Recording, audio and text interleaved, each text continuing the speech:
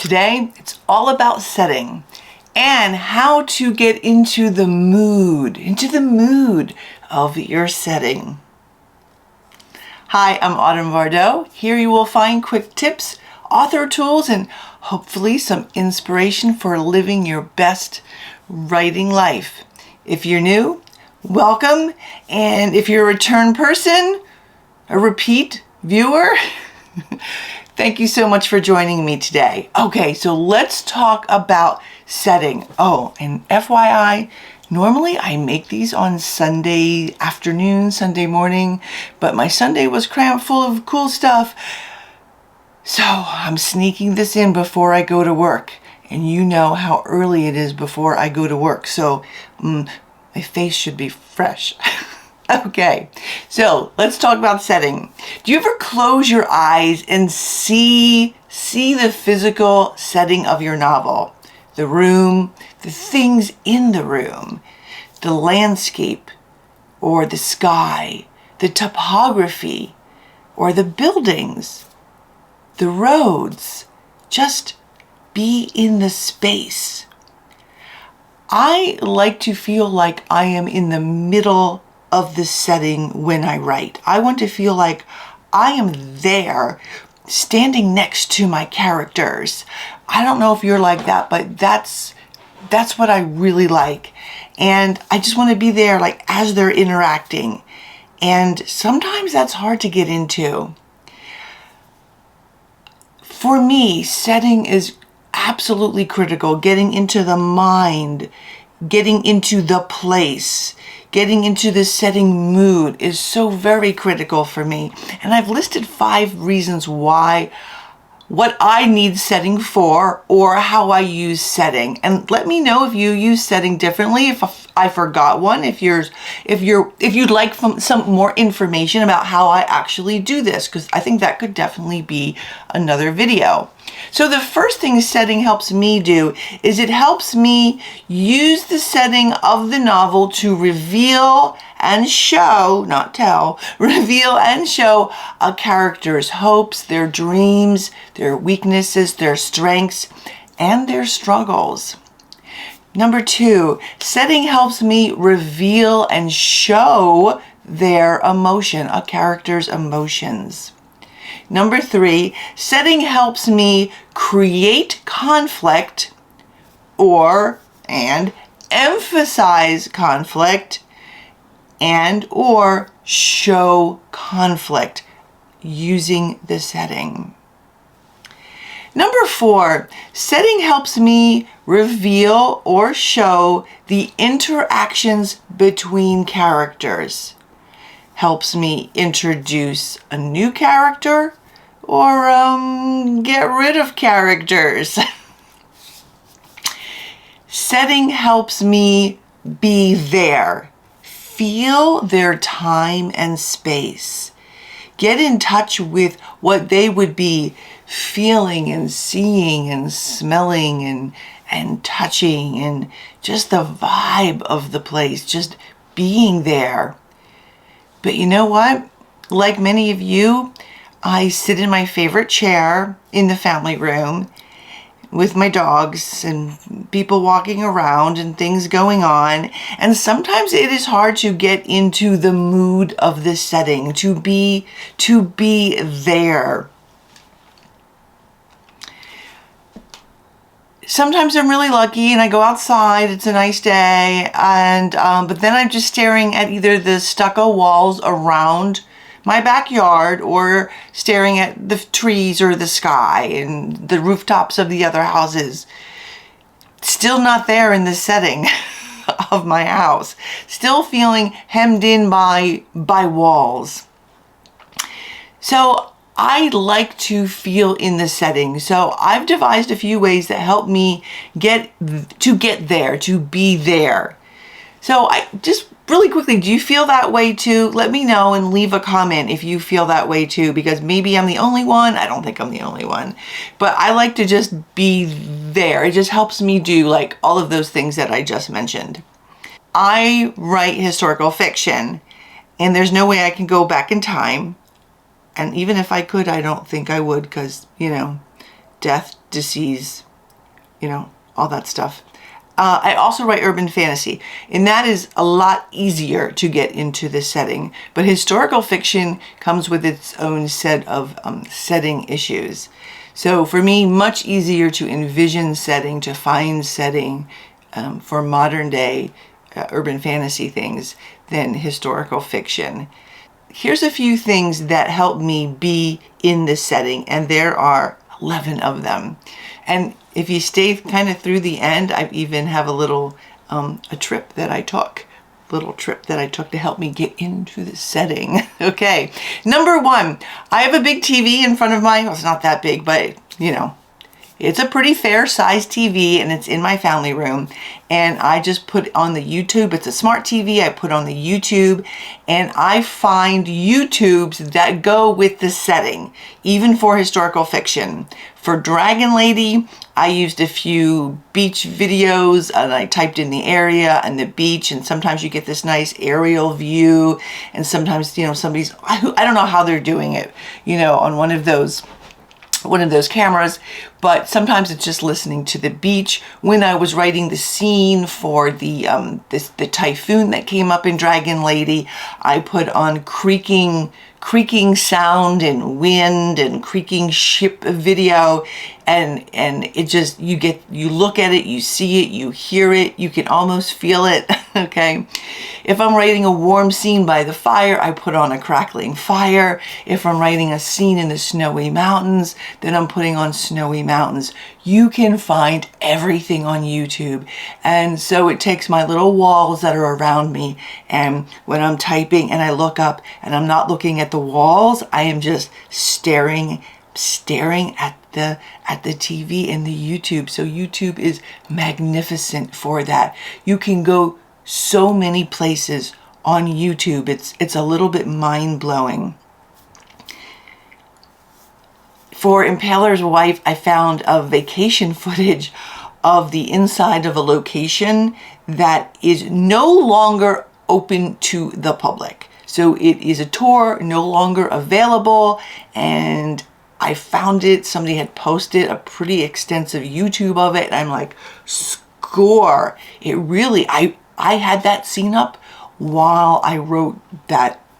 I had the YouTube up while I wrote that whole scene. It really helped me be there, even though they were there hundreds and hundreds of years before the vacationer. It still helped. Number 2 is I use Google Earth. It can take you up close, and you can move around, and you can get the lay of the land. You can look at topography and geography. Once again, I used it so much for the Impaler's Wife, because I was going through a pass and I wanted to see the lay of the land of the pass. And I can't get to Romania right now, right? So I needed to be able to zoom in on the farmland and the mountains and the scape and see where, my characters were moving and going through. So it really, really helped me do that in a big way. Number 3 is I create a Pinterest board, and I will do this and I pin pics that I find everywhere. And you can even have like the Pinterest app on your iPad or your phone, which makes it kind of handy because you can do it while you're standing in line at the grocery store.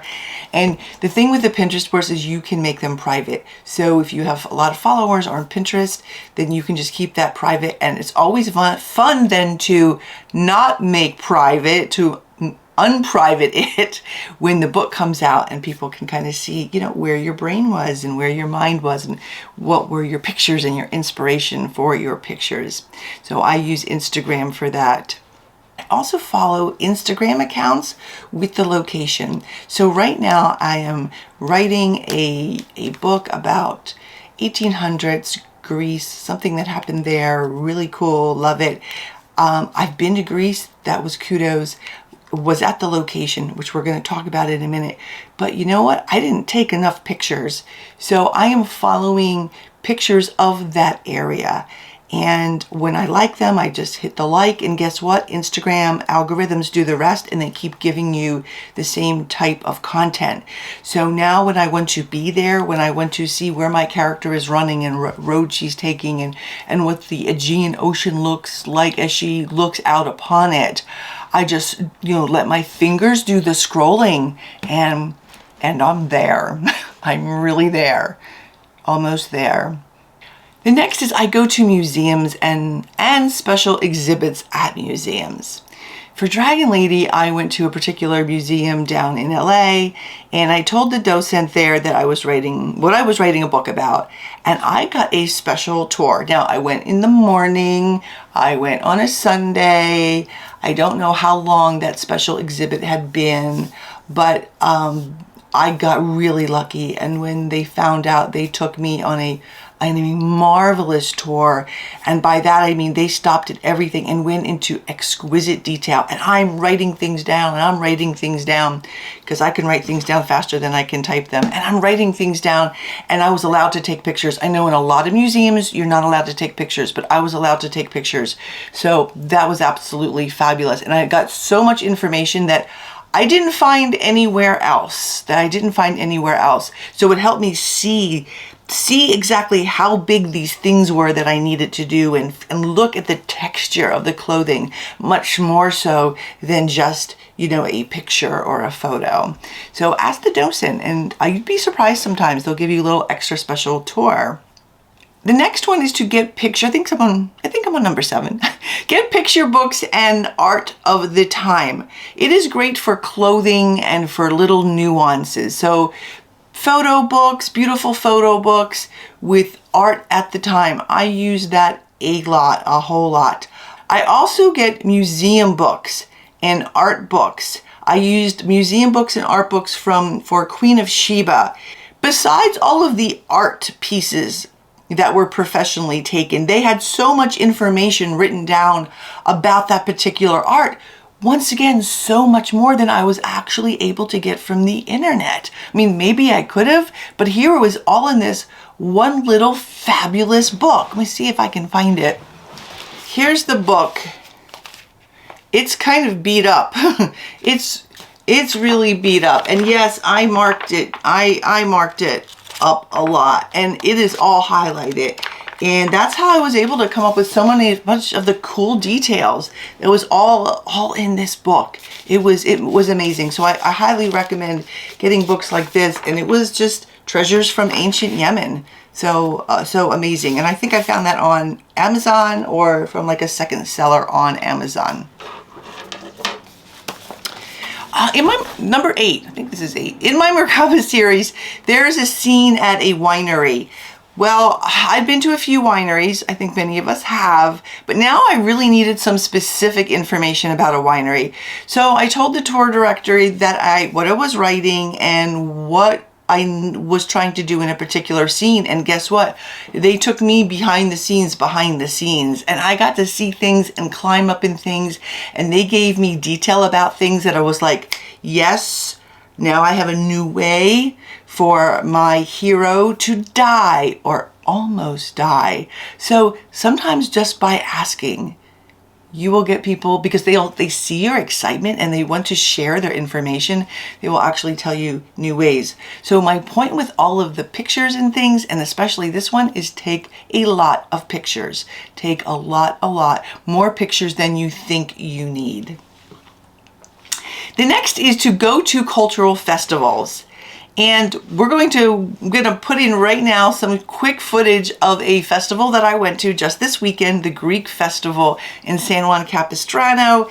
And it was fabulous, and it helped me get into the vibe, eat the lamb and the food, and listen to the dancing and to the music, and just get into the vibe of Greece.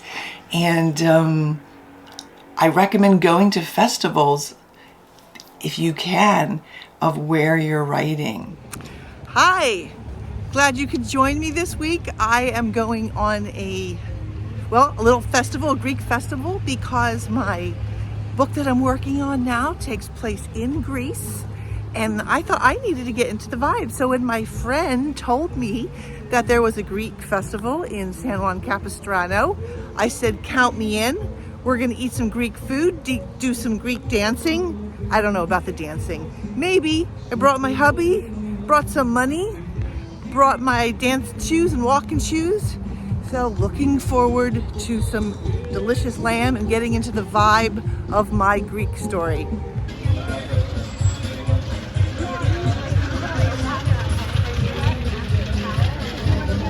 Of course, I went right for the food. So the only thing it doesn't include is the churros. But that's okay, we'll be back. And then the one hotel night in Athens, I wanted to talk to you guys first. When we're going, we stay in Athens. And I was asking Lynn, do you want to stay near the Acropolis or... Oh my God, I can't believe I ate it all. Okay, so now time to go look at the boots.